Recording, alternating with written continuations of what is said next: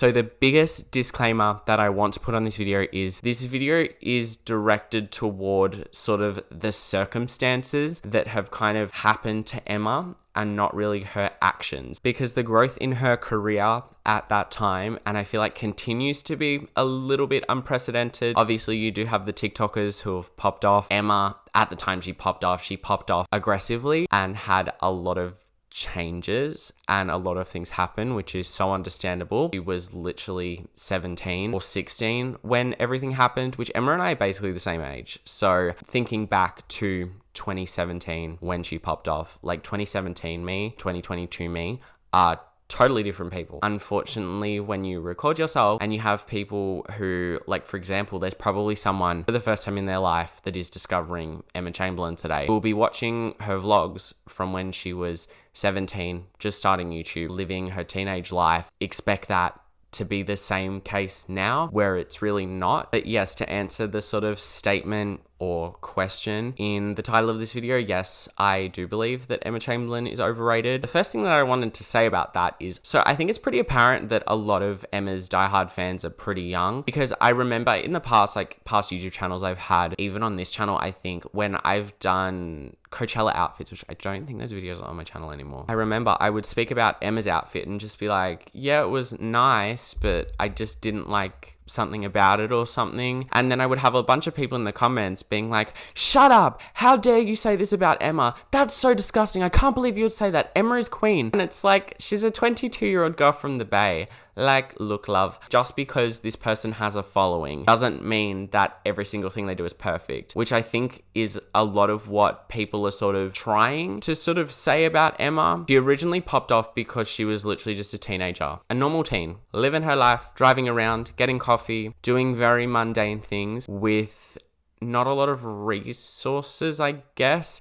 In terms of, she wasn't rich or anything like that. She just sort of chilled and lived her life and showed people that. Obviously, that was a lot of the original audience that she has sustained. 2 videos, which I'm relatively sure were the ones to blow up Emma. We All Owe the Dollar Store an Apology video. That one was obviously a haul where she was sarcastic about items from the dollar store, which lots of people have access to the dollar store. And then as well, her DIY $450 Gucci shirt. She would just rant about being like, I can't afford Gucci, let's make a DIY one. Lots of people resonated with that because lots of people can't afford Gucci shirts and lots of people buy stuff from the dollar store, you know? What I'm sort of meaning by this as an editor's note is the videos that blew up for Emma, she can't really recreate genuinely. Like, for example, she can't make another Gucci shirt and complain how she can't afford Gucci.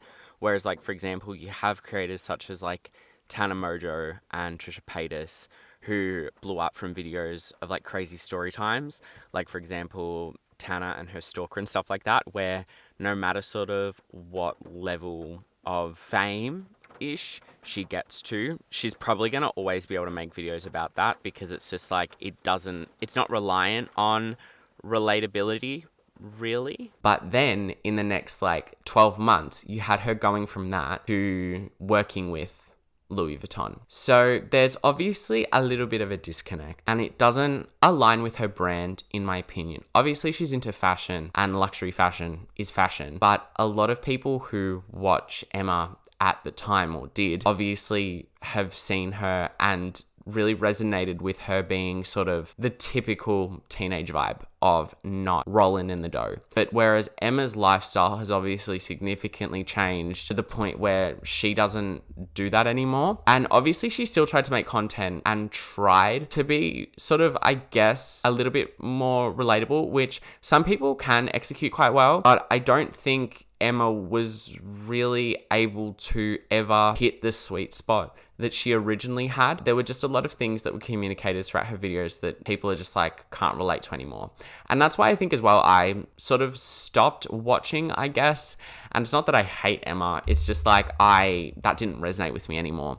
And another thing which I think people are sort of finding, I guess now, is that people started following Emma 5 years ago. So whether you were like 17 or whether you were like 13, it's been 5 years. So you're 5 years older now, and you're probably looking at people you followed back then and you're kind of like, why did I follow them?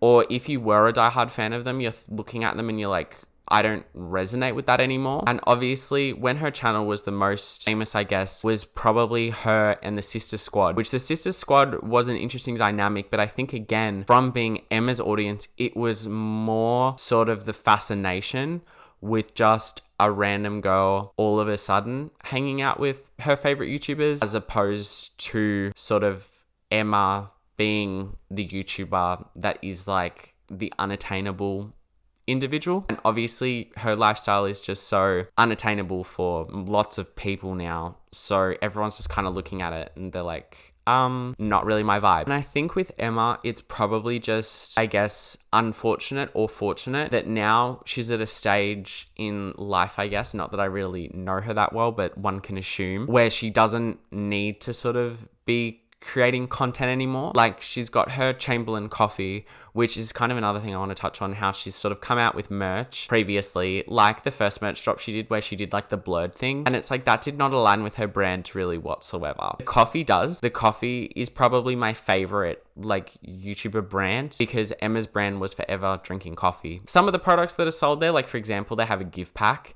that I saw that was like $63. It's like, if I were in her position, I'd 100% be doing it. Like, mate, go ahead. But if you were like 17-year-old Emma, I doubt she personally would buy something like that. And in her video, she would probably complain about maybe that. But pretty much the whole reason that I've sort of made this video is because a lot of people are being like, Emma's podcast sucks. First off, I never liked her podcast. That was abrupt, me saying that. But I can't get behind singular person podcasts. I need a dialogue. I don't know why. I can't do it. And I feel like just podcasts like when people do them by themselves are boring. I haven't found one I like. So the first podcast she did was like called Stupid Genius, and it was a scientific one, which was a really random decision, which I'm assuming she might not have had the most influence in. It really didn't go well, and it's gone now. And people got mad at her.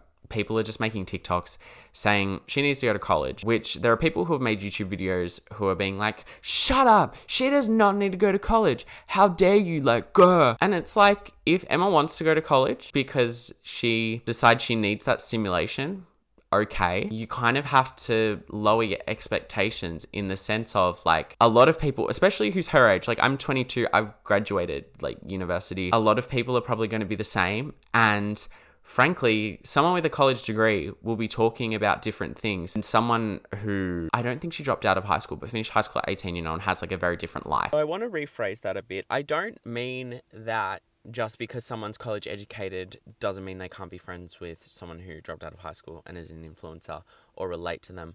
What I mean is the issues that Emma was complaining about originally, such as school and, like, I can't afford that and stuff, she can't do anymore.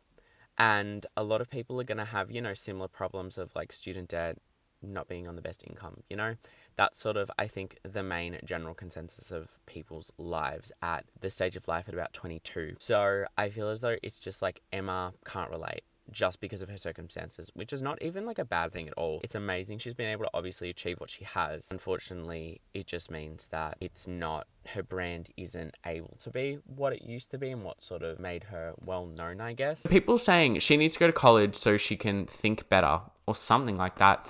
I think that's stupid, because she doesn't need to go to college. She's doing pretty well. If she were to choose to go to college, that's her decision. But as well, if you don't like her podcast and you're not a fan of it, feel free to give some feedback. Probably wouldn't be like, you need to go to school and get educated so we can have better, more thought-provoking conversations. So I don't know how I feel about this video.